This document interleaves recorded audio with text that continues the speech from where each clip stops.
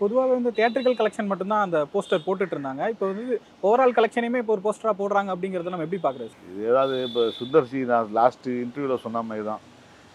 சுந்தர்சி வந்து சொன்ன மாதிரி அதை அந்த மாதிரி இந்த நம்பர்ஸ் போடுறதே நான் அதை சொன்னேன்ல. அது அது ஒரு மல்டிப்ளெக்ஸ் தனமான ஒரு விஷயம் ஆரம்பிச்சதுன்னு.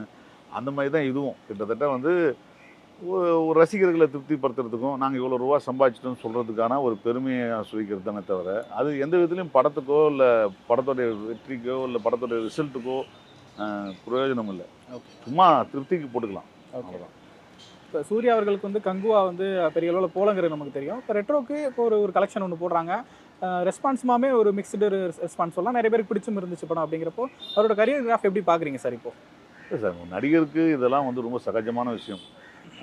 இது எல்லாம் மீறி நீங்கள் யோசிக்கிற விஷயம் என்னென்னா, சூர்யான்ற ஒரு ஸ்டார் பவர் இருக்குது இல்லையா? அந்த ஸ்டார் பவர் வந்து இந்த படத்துக்கு இன்னும் இருக்குன்றது நிரூபிச்சிருக்கிற விஷயந்தான். ஒரு தோல்வியோ வெற்றியோ தொடர்ந்து அவங்க இது பண்ணியிருந்தாலும் கூட அதை மீறி ஒரு ஸ்டாராக அவருக்கு வந்து ரசிகர்கள்கிட்ட எவ்வளோ பெரிய பவர் இருக்குன்றது இந்த படம் ப்ரூவ் பண்ணியிருக்கு. ஓகே.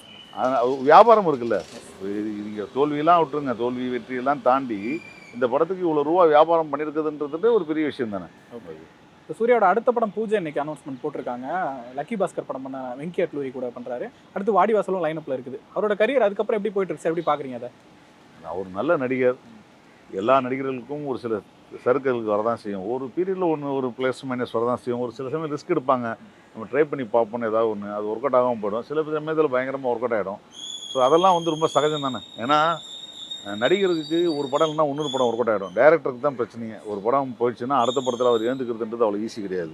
ஸோ அந்த வகையில் நடிகராக அவர் வந்து ஒரு பெரிய ப்ளஸ் இருக்குது. அதோட அவர் தயாரிப்பாளரும் கூட. ஸோ அவரே தயாரிப்பாளர் இருக்கிறதுனால நிறைய கால்குலேஷனாக பார்த்தீங்கன்னா நிறைய லாபங்கள் வரக்கூடிய வாய்ப்புகள் தெரியும்.